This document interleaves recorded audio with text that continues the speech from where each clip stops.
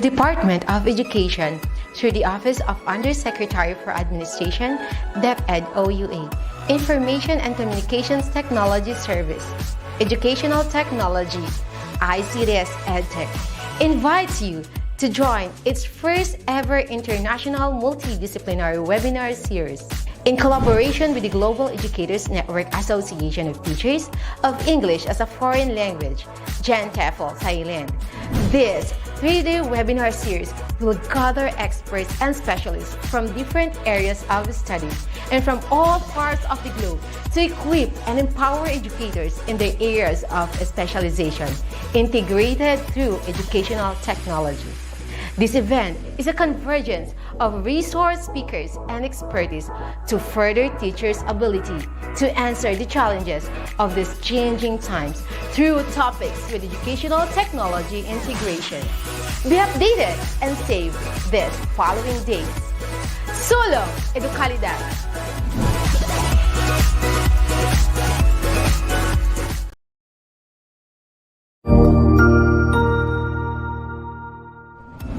Magandang araw, Sir Wilbur po, at your service.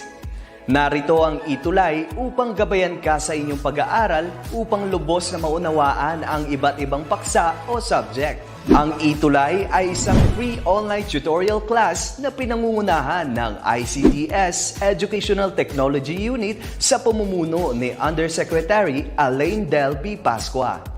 Ang programang ito ay hindi lamang para sa mga bata, kundi ito rin ay magsisilbing gabay sa mga magulang at mga guro kung paano nila ituturo o gagabayan sa bawat asignatura ang kanilang mga anak o mga estudyante. Sa kasalukuyan, ang self-learning module mula sa rehiyon ng Calabarzon at kilala sa tawag na pivot ang ginagamit sa ating ETUlay online class. Kaya ano pang hinihintay ninyo? Ihanda na ang inyong mga ballpen o lapis, papel o kwaderno at samahan kaming itulay ang pagkatuto para sa bawat batang Pilipino. Sama-sama tayong magtutulungan para malampasan ang mga hamon sa panahong ito. Halina't matuto kasama ang inyong online tutor sa oras na ito.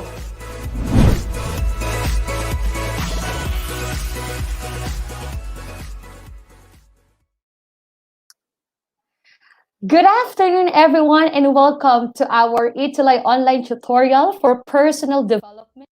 Hello, my PERD of learners. Nasa quarter 4, week 6 na tayo ng ating pagtutulay ng kalidad na edukasyon. And for this afternoon, we will be talking about career options based on career development concepts and personal life goals. Bago ang lahat, gusto ko munang kamustahin ang bawat isa sa inyo na kasama ni Tutor A for this afternoon. Once again, let me join you every Thursday at 4:40 p.m. to 5:20 p.m. on personal development. And once again, I am your Tutor A. Last week, Tutor A wasn't able to finish the whole session due to power interruption. At ngayon, umaasa si Tutor A na maitutuloy natin to up to the end of our online tutorial session. And it has been a challenge sa lahat ng mga online tutors natin, our dearest learners, pagkakaroon ng power interruption or pagiging disconnected ng mga internet. But then I believe na lahat tayo magagawa natin na matuto, mag-aral sa pamamagitan ng ating personal and intentional na pag-aaral sa lahat ng mga bagay na ating dapat malaman. So, once again, I am your Tutor A, and Tutor A could also join you sa DepEd TV naman every Wednesday at 5:35 to 6 p.m. as your Ma'am A. So wag na wag kayong mawawala at ang lahat ng mga episodes natin na ito ay mapupunood sa iba't ibang platform katulad ng sa TV Plus, sa TV13, GMA Affordabox, and of course ang Sky Cable. And lahat ng mga bagay ni ito ay mas pinalawak pa natin just for us to be able to serve to you the quality education that you deserve. Kaya naman, may PERD of learners, let us begin this afternoon. But then allow me to greet some of you who are with me right now. Isang pagbate mula kay Ma'am Edna Soriano watching from Malusac Elementary School, Atimonan, Quezon. And of course, mula din naman kay Miss Lea Cabrera Jimenez. Maraming salamat po sa matiyagang teachers ng ETUlay. And hi, Ma'am Aideen or Tutor A. Thank you so much, Ma'am Lea. Kagalakan po namin na makapaglingkod sa inyo. And this is such a great honor, no, na makapagbigay ng service para po sa inyo amidst the pandemic, and magtulong-tulong tayo at magsama-sama tayo as we keep on overcoming ang mga challenges na hinaharap ng ating new normal education. So as we start, my dearest spirit of learners, let us have first a quick review about that we talked about last time. Maraming salamat po kay Tutor Madge na siyang nagtawid at tumulong kay Tutor A na matapos ang ating session last week, which was about the factors that influence career planning and decision making. And shout out sa lahat ng mga grade 12 students natin na nalalapit na ang kanilang pagtatapos. Ang tanong, magtatapos nga ba? Joke lang. Of course, we are very much positive that all of you will be graduating as the school year ends this July, if I'm not mistaken. And ngayon pa lang, I would like to congratulate each and every one of you. You really did such a great job na sa kabila man ng challenges at mga difficulties to access education during the new normal, no, ay nagtiyaga kayo, nagsipag kayo, at nagtiwala kayo sa kakayahan ng edukasyon na kayo ay matransform at mabago at ma-challenge na mangarap para sa inyong pamilya at para sa inyong sarili. So ano nga ba yung pinag-usapan natin last week? To have a glimpse of the previous session, no? Let us have first the assignment na ipinigay sa inyo ni Tutor A, which is about your your plan, right? Or your action plan to cope with the problems that you are encountering or you might encounter in the future as you decide kung ano ba yung kurso na iyong kukuhanin sa kolehiyo or kung ano ba yung career path na ipopursue mo later on. And to give you here on your screen, no, to show you the challenges that we gave last week, no, meron tayong tinatawag na low self-esteem, right?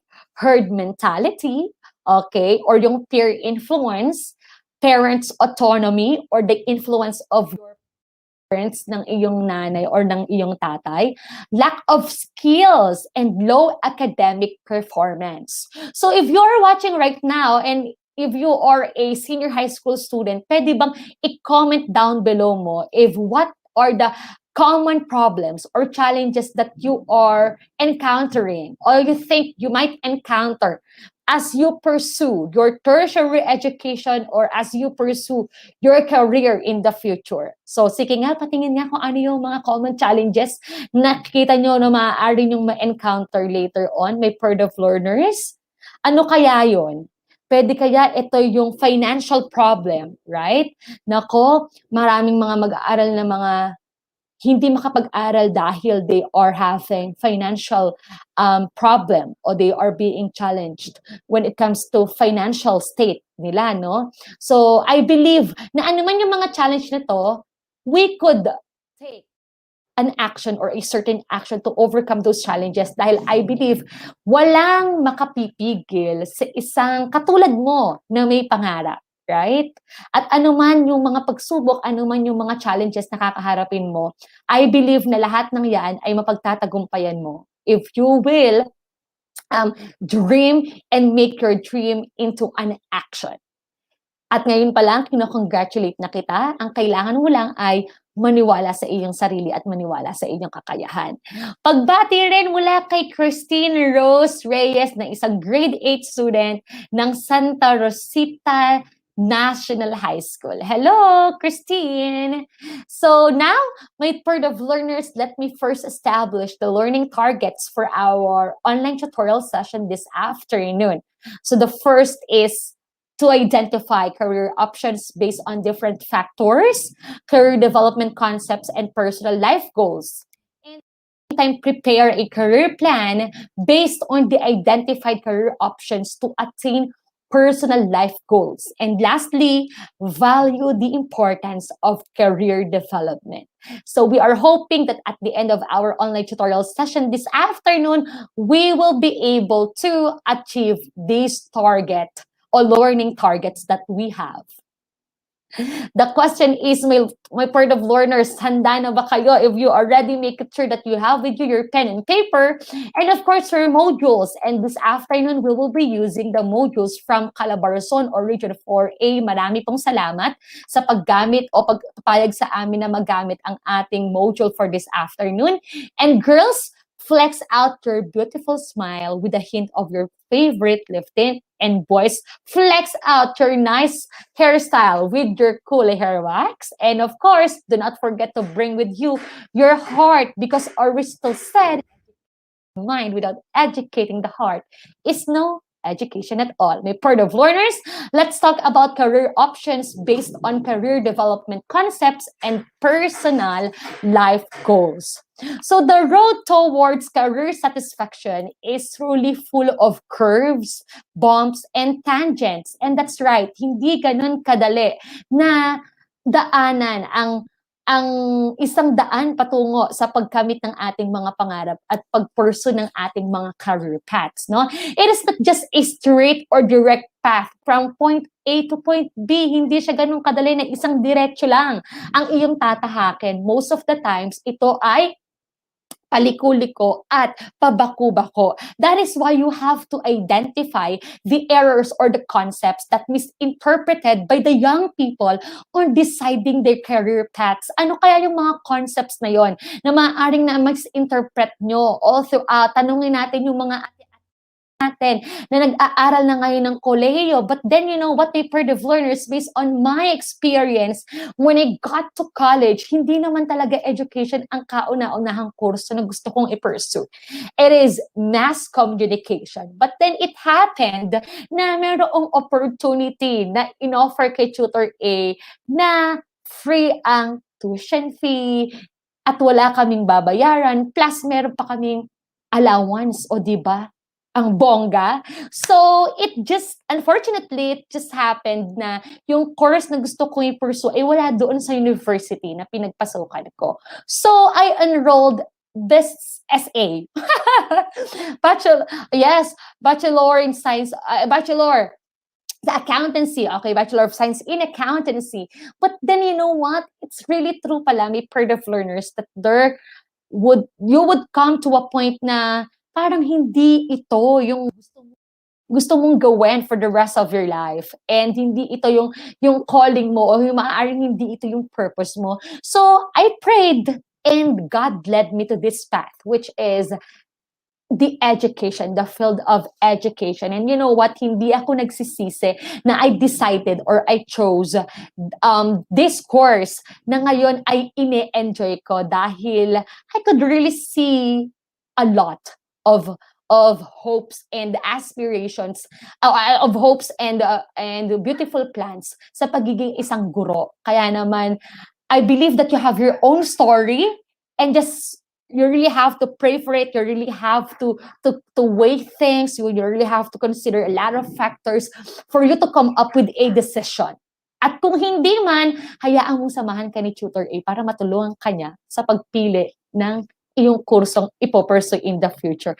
That is why this afternoon, let me give you this what we call myths about career planning busted. So this is from the Personal Development Reader 2016 edition, written by Suchitra Survey, the Director of Growth Centers, that details about the 10 common myths about choosing career, and tells us why this will affect you in a long run. So dahil ito ay 10 and we only have limited time, pumili lang si Teacher A or si Tutor A ng 5. So ano ba yung 5 myths na yon?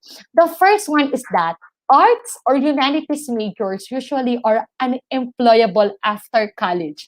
Ano ba yung mga kurso about arts and humanities? So, andyan yung literature, andyan yung philosophy, andyan ang psychology, more on and more on. At sabi nilang ganun, kapag ito daw yung kursong kinuha mo, you might be unemployed after college.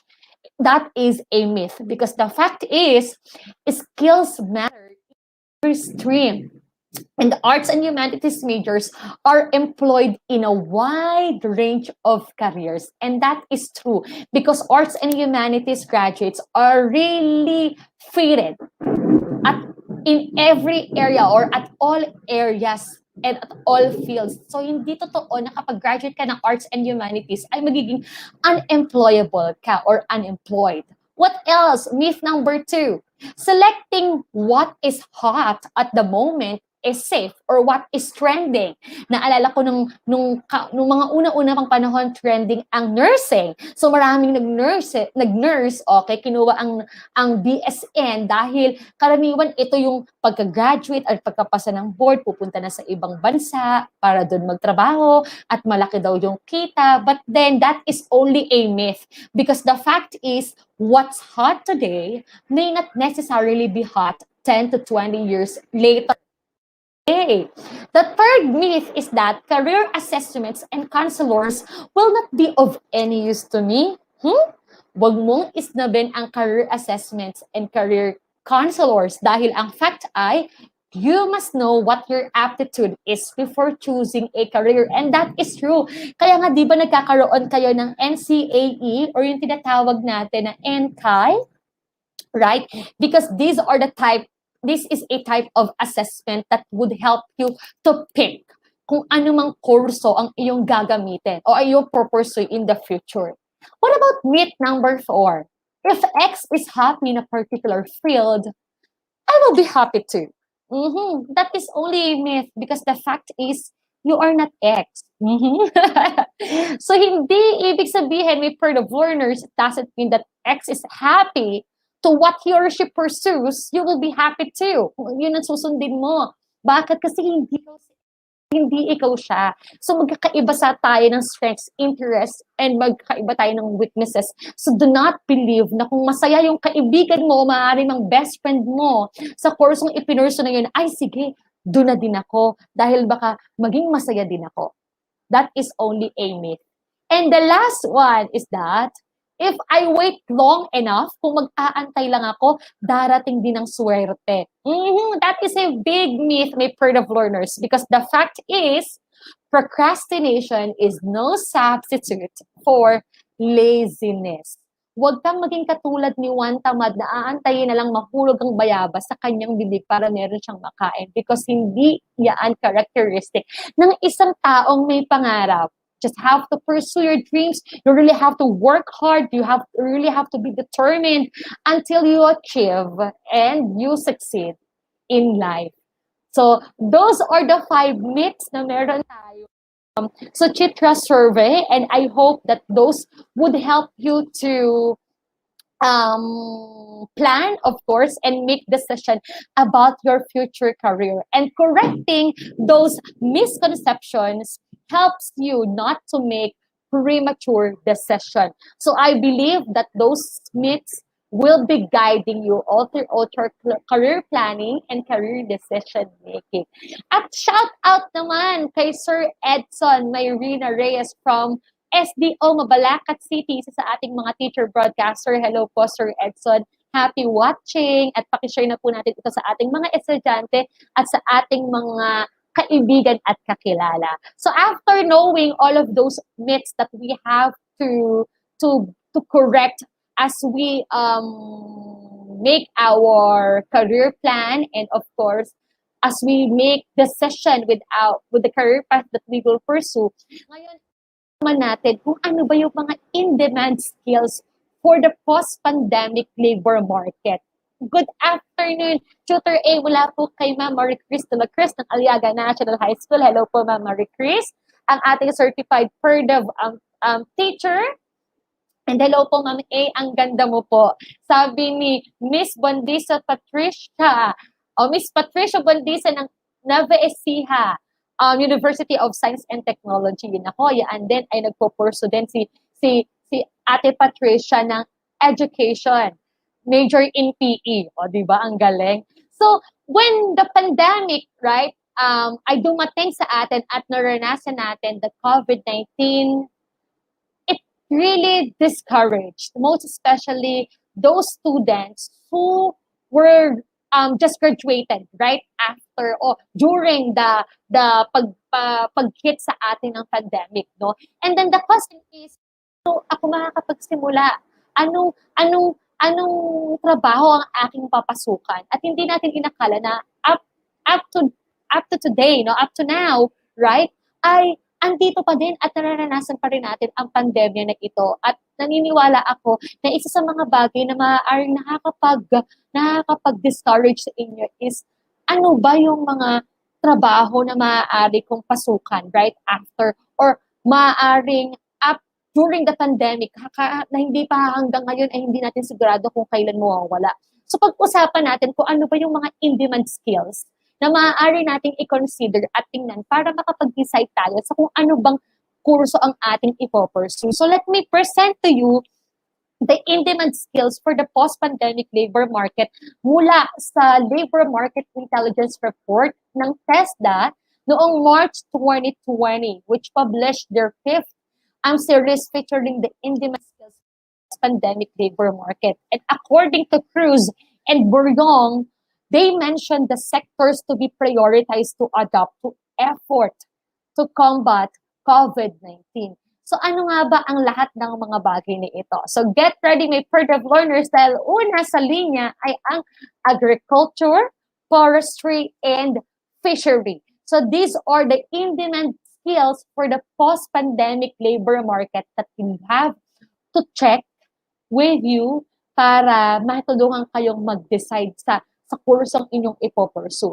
So basically, this sector, right, comprises establishments primarily engaged in growing crops, raising animals, harvesting timber, and harvesting fish and other animals from a farm, ranch, or their natural habitat. So if you are interested about poultry and fish, nutrient and pest management, mushroom production and processing, farm business planning, and etc., you might look for a course that is, what to call this, molding, no? Itong mga skills na to, na maaaring pwede dito ang fishery, pwede dito ang agriculture, at iba pang mga kurso. So that is first in line. The second one is health and wellness. Okay. The health and wellness workers have been serving as our frontliners, tama ba ako, since day one of the pandemic. And their professional service protects and aids, right, the health of the communities as the pandemic emerged. So ano bang mga skills ang hinahanap dito for health and wellness? Andyan ang contact tracer. Yeah, taga-track ng mga nag-positive during the pandemic, di ba? Isa rin yung skill. Medical equipment technician, nursing assistant, ward assistant, administrative assistant, ambulance driver, etc., etc. Okay. So what about the third one? Information technology business process management. What do we mean by that skill, right? So it is commonly used for business operations such as building communication networks and protecting data and information. Yes, gamit na gamit ito sa panahon ngayon, ano? So, ano ba ginagawa ng isang information technology expert? He or she is responsible for monitoring and managing computer hardware, software, and networks within an organization. So, very in demand ang skill na ito. What about the business process management? It can be thought as an intentional effort to plan, document, implement, and distribute an organization's business processes with support of information technology. So ano ba yung mga tinatawag natin na skills na ito? Ito yung tinatawag natin na contact center and business processing, health and information management, e-commerce, that includes also the digital skills, marketing, advertising skills, what else? A medical coder, robotics, processor, automation, etc., etc. Okay. So for the fourth one, meron din tayong tinatawag na logistics. Ano ang mga skill na tumutukoy sa logistics, no? It involves a timely delivery of freight and goods from one place to another. Ito yung mga nagbabiyahe at nagde-deliver ng iba't iba pang mga goods and products na pwedeng warehouse operator, truck drivers, forklift operator, etc., etc. So ito ay in demand din for the post-pandemic labor market. What else? Construction. Anong mga, naku, napaka-importante at napakahalaga ng mga skills na to. Pwede ikaw ay isang foreman, lateman, heavy equipment operator, pipe fitter, and carpenter, etc., etc., right? And next is manufacturing. Ayan. So, ang skill din in manufacturing is very in demand for the post-pandemic labor market, sabi sa TESDA. So, ano bang ginagawa nito? We call the workers in the sectors as production workers. So, they mainly produce and assemble several products in factories. So, ano yung mga yan? Manufacturer of wood and wood products, manufacturer of furniture and fixtures, expansion in net sales index, manufacturers of tobacco products. So, ilan lamang ito sa mga skills na dapat nating ma-develop. The next is wholesale and retail trade. Okay, or repair of motor vehicles and motorcycles.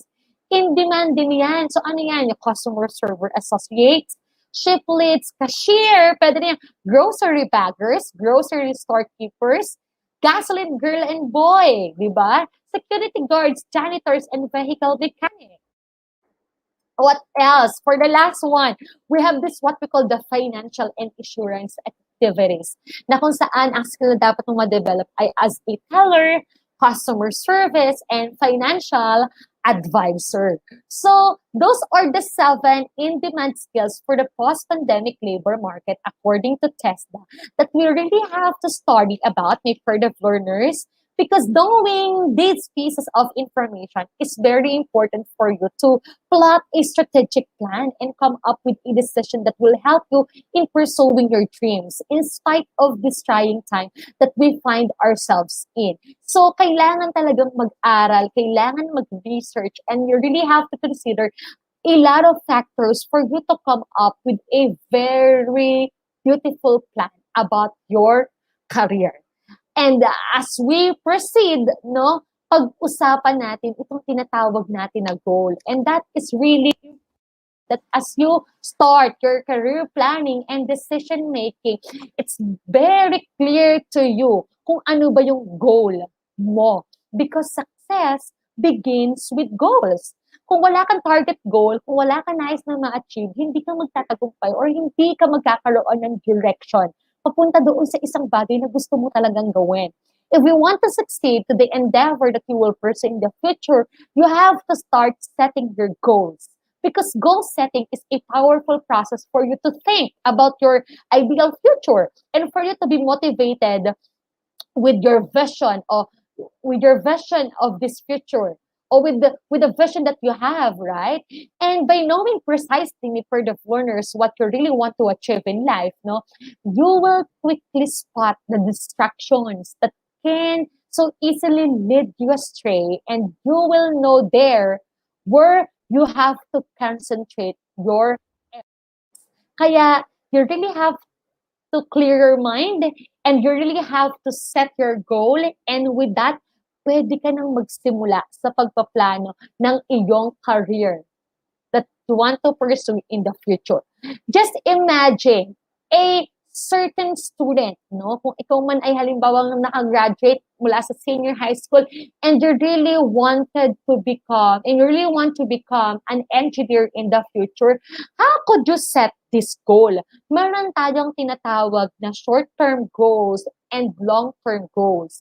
Yung short-term goals, ito yung mga goals that we really have to target and to overcome with a certain period of time. That is necessary for you to succeed, right? Pero pag long-term goals, ito yung goals na lifetime na kailangan ay meron tayo since day one up to the end of our career development. So, magbigay tayo ng example sa pamamagitan ng pagtingin sa isang estudyante, senior high school student who wants to become an engineer in the future. Anong gusto mo? Maging future CEO of a large engineering company, which can be considered as your long-term goal. Bakit long-term? Kasi this is the dream that you want to achieve in the future, to become a CEO or the CEO of your own company, ano yung mga short-term goals na kailangan daanan mo for you to be able to achieve this certain goal? Of course, you have to pass all your 12 grade exams. Kasi pag di mo yun naipasa, of course, hindi ka makakapag-kolehiyo, right? So, as you pass and you graduate, then you should now enroll and graduate in a 4-year engineering course. So, pwedeng civil engineering, or kung ano man ang gusto mong i-pursue. And then, kailangan mo, of course, maipasa ang board exam. And as much as possible, take one. Pero kung hindi man makuha, it's okay. Pwede pa namang ulitin, right? And then, you have to look or to find a company where you can work for at least 2 years. Okay? We are mentioning again some of the short-term goals na dapat nating ma-overcome for us to pursue our career path. No? And of course, para mas ganap ka nang maging handa to become a future CEO of your own company, it will also help you if you will pursue your postgraduate studies. So this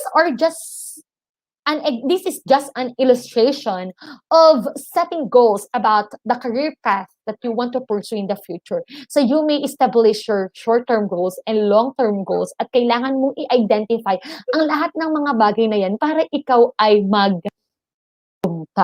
So as we proceed, pagbati muna mula kay Ma'am Elma Celestino, watching from Santa Rosario Elementary School, SDO Liaga Annex, and watching from Urbistondo Elementary School, San Juan District Division of La Union, si Ma'am Yoli Milares. Good afternoon po sa inyo, mga ma'am. Okay, my herd of learners. So now, you could create your own goals, right? So, as you start establishing or writing your goals, pwede kang magsimula muna ng or mag-identify ng iyong goals. So these goals, again, can be both short-term or long-term ones. So you may start with identifying what you would want to be, what you would like to do, and what you would like to have. So the first question is, ano bang gusto ko talaga maging in the future? At ano talaga yung gusto kong gawin? Okay? At the same time, ano yung gusto kong magkaroon ako in the future. Sometimes, nagtatalo yung mga bagay na gusto mong magkaroon ka at gusto mong maging ikaw at gusto mo gusto mong gawin in the future. Sometimes, medyo nagko-contradict yun, lalo tigit sa lahat kung asa dugo ninyo ang pagiging abogado. Okay? So, sinasabi ng mga magulang mo na gusto mong, na dapat maging abogado ka, dapat na maging accountant ka, pero iba yung mga bagay na gusto mong gawin. Right? At meron kang mga bagay na gustong gawin, meron kang mga bagay na gustong maging ikaw, pero hindi mo pa maunawaan kung ano ba yung mga bagay na gusto mo talagang magkaroon ka. So, you really have to establish these goals, as you start to pursue your career. So, that is the first step. The next is you have to include, right, the things that will help you achieve your goals. Okay, so this may refer to gaining additional by what? Gaining additional skills by taking related classes, and then at the same time SHS internship, right? And then at the same time part-time job experience. So paano mo ma-achieve ang mga goals na yon? So merong mga bagay na pwedeng makatulong sa'yo, katulad na lang ng pagta-take mo ng mga related classes, lalo tigit sa lahat sa TESDA, okay? Meron tayong mga short courses na pwede nyo i-enroll upang magamit nyo at ma-develop ang inyong skills. Ganun din naman, makatututo kayo during your SHS internship or OJT na di ba dati, nung maayos ang lahat, right? You were being deployed sa iba't ibang sector or sa iba't ibang field para magkaroon kayo ng exposure. And at the same time, makakatulong din ang tinatawag natin na part-time job experience na mas nakakapag-develop ng inyong character to become an attitude para mas maging effective kayo and efficient sa inyong magiging workplace in the future. Alright. And the steps in reaching your career goals may also include, which is the last part, enrolling in short-term courses or a 4-year course, of course. Merong mga 2-year course na pwede natin i-enroll At meron ding mga short-term courses. And of course, merong 4-year course para ikaw ay makapag-earn ng bachelor degree. Pwede ka rin naman magkapag-gain or mag-enroll, katulad ng sinabi ko kanina, ng mga related classes. And of course, you might earn or you have to earn your eligibility towards professional growth. So as you take all these steps, no? Pwede niyong ma-reach yung inyong mga career goals, and this will help you to become a professional, to become a somebody in the future. But then, katulad ng paalala ni Tutor A, you really have to be careful. Kaya kailangan, as early as now, nag-iisip na tayo at nagpaplano na tayo. Para ating man yung point that we should or we must decide na about the career path na ipo-pursue natin, ready tayo at handa tayo. Alright? So, after knowing on how to set your goals or your career goals, isang mahalagang bagay din na malaman natin yung tinatawag natin the process of career planning.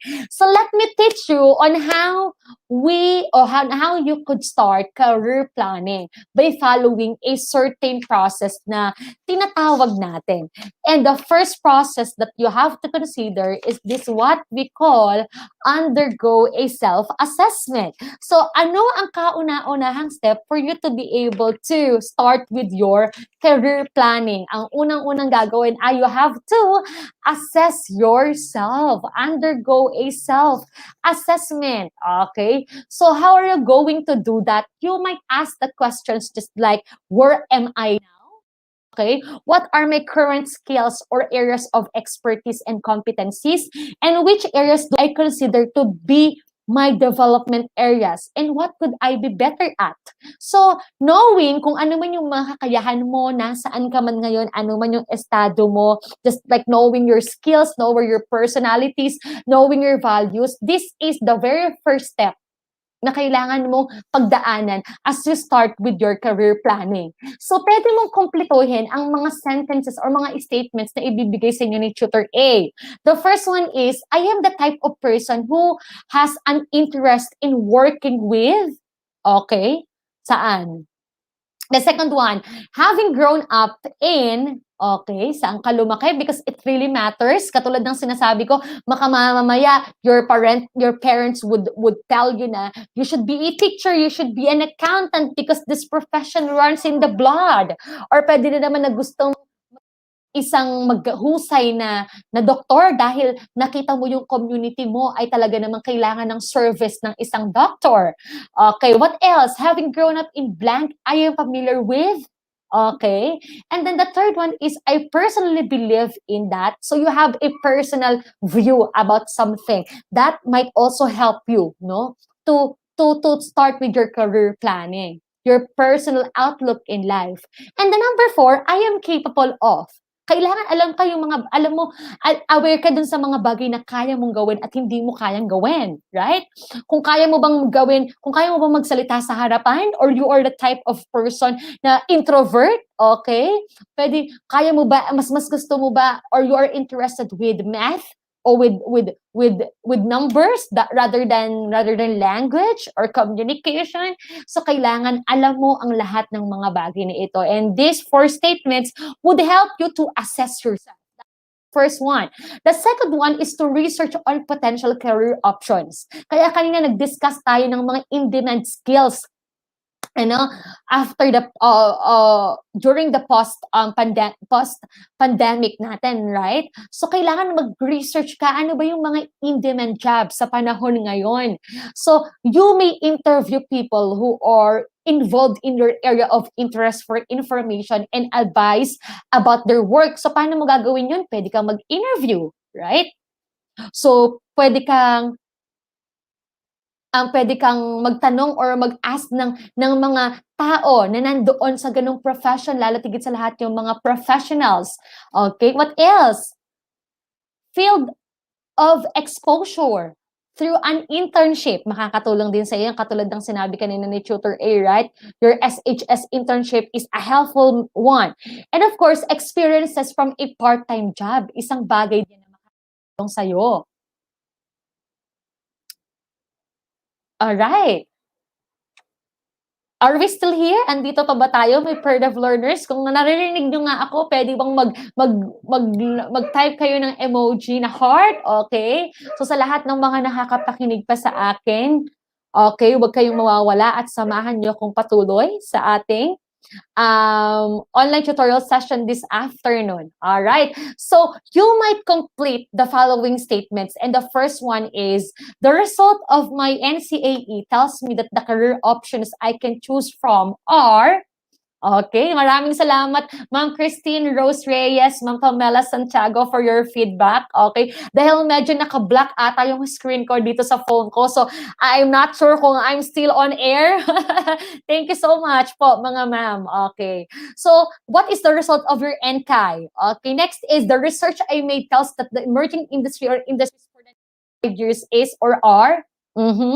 Nagre-research ka, right? And based on the interview I did, the interview that you did with a professional in that certain field, I have to blank, o kailangan ko bang maging what? To become an in the future. All right.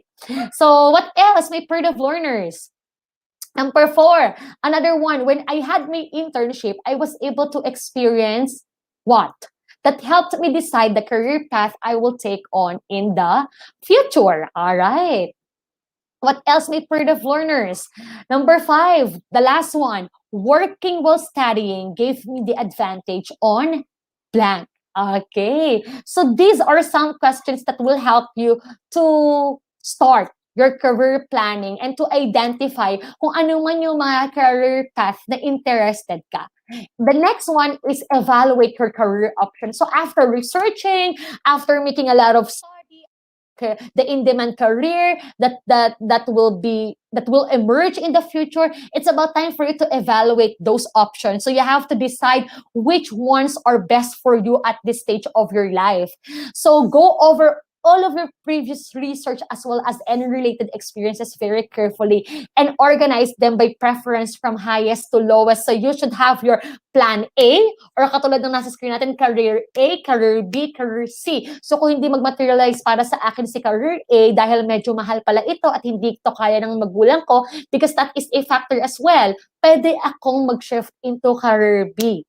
Okay? At kung hindi pa rin mag-shift yung career B because later on, parang nakita mo na bigla na lang nabago yung outlook mo sa buhay. Naku, nangyayari yun, may Perd of Learners, right? So, meron kang backup na another plan, which is your career C. But then, hopefully, kung ano man talaga yung nilalaman ng inyong puso at talagang gustong-gusto at dinidesire ninyong i-pursue in the future, yun kayo at yun yung mapagtagumpayan nyo. So, you may answer the following statements, just like, this is the type of career that usually requires skills on. Okay, ano kaya yung mga skill na yun? So, second one, this career path will eventually lead me to, pwedeng ito yung values or life purpose mo.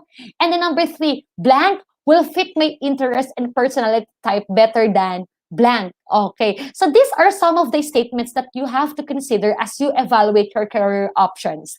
And then the last one is, of course, you have to create a plan to achieve your goals. Yes, that's true. So read and review the information you gathered from your research and develop a plan to make your options a reality. So after assessing yourself, after researching on the in-demand jobs that we have right now, and after evaluating those options, no, it's about time for you to take the last step, which is create a plan to achieve your goals. So paano nyo gagawin to? So, will we answer the following questions, or the following statements, or complete the following statements? This career path requires me to acquire preparatory skills on blank. Okay, I need to study and gain worthwhile experience related to the career path that you want to pursue. And I have to overcome the barriers or obstacles like blank to pursue this career path. So completing those these statements that you have on your screen will help you to create a certain plan about your career. And I believe na ano man yung career na ipupursue ninyo, it's very important that as early as now, you are already planning. Right? But most importantly, ang pinaka mahalaga. Pinakamahalagang bagay na dapat na meron ka is that you really know kung ano ba talaga yung gustong gawin ng puso mo, kung ano ba talaga yung gusto mong gawin sa buhay mo, at kung saan mo mas nakikita na mag-fit ka bilang ikaw. So, I hope the discussion that we have today would help you to process your career, or you will help you to process everything, process your thoughts about your career planning, and to help you more with your decision. Let me give you your assessment, and it's very simple. You will just complete the employment form that you have on your screen. Okay, so calling out all of my per-dev learners, no?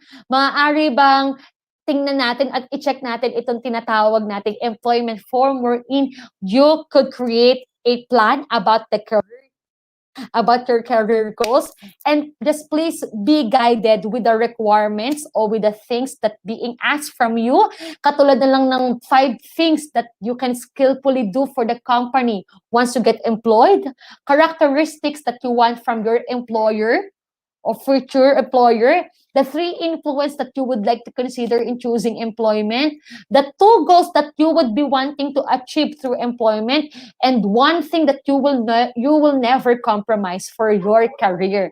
So, I believe by completing this table, hindi man 100%, but then somehow it would help you, right, to become ready and prepared as you take on the challenge of being a college student in the future. To all of our grade 12 students who will be graduating this school year, I'm very excited about your future. I'm very excited about your and your plans. At laging tandaan na pinakamahalagang bagay, we are rooted sa ating principles, sa ating visions, and of course, sa ating values. But then most importantly, rooted tayo sa salita ng Lord. Kaya naman gusto kong ibigay sa inyo ang ating hashtag a shoutout this afternoon from Jeremiah chapter 29 verse 11. At ang sabing ganon, for I know the plans I have for you, declares the Lord, plans for welfare and not for evil, and plans to give you a future and a hope. So maaaring nagpaplano pa tayo, and most of the time we are confused, we are discouraged, we are not motivated, but dahil sa mga challenges na kinakaharap natin na bunga ng pandemic, COVID-19, and sometimes you are questioning yourself, meron nga ba talagang future dahil sa pandemic na ito, and minsan sa panalangin mo when you pray to God, kinibasan mo si Lord kung paano ka mas magiging inspired at motivated kung ganito yung situation. I just want to remind each and every one of you na may plano ang Panginoon para sa iyo, para sa akin, at para sa ating lahat. And ang plano na ito is not to harm us, but this is a plan that will give us an abundant life for our future, at kailangan lang natin panghawakan at paniwalaan ang kanyang mga salita. That is why, part of learners, sinahamon ko kayo, I am challenging you, patuloy kang mangarap para sa iyong pamilya, para sa iyong sarili, dahil lahat ay posible kung ikaw ay magtitiwala at maniniwala sa iyong kakayahan, sa iyong sarili, ngunit higit sa lahat, sa ating Panginoon. Kaya naman, keep in mind, Jeremiah chapter 29:11, the Lord has a plan for you, and this is a plan that will give you a prosperous future and a hope. With that, my part of learners, I hope na marami kayong natutunan for this afternoon. Once again, I am your tutor A, and if you have any feedback, suggestions, or comments, you may contact me through my personal accounts in Gmail, on Facebook and Instagram. And if you have further questions, suggestions, you may email us at edtech@deped.gov.ph. May part of learners, laging tandaan, ikaw ang best tuwing Webes. Samahan nyo si Tutor A sa susunod na linggo. Up next is Tutor Ana for Introduction to World Religions and Belief System. Maraming salamat, and God bless us all.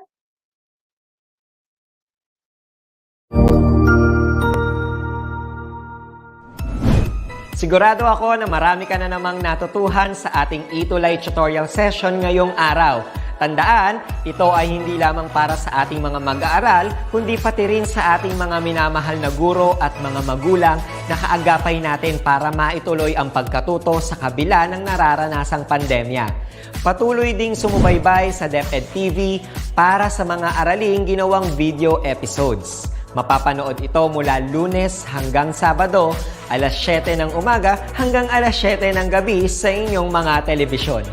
Abangan bukas mula 1:00 ng tanghali ang iba pang aralin sa ating ETUlay free online tutorial session sa mathematics. I-like and subscribe at manatiling nakasubaybay sa ating ETUlay tutorial session sa DepEd Edtech Unit FB page at Educational Technology Unit channel sa YouTube at sa DepEd Tayo at DepEd Philippines social media accounts. Paalam!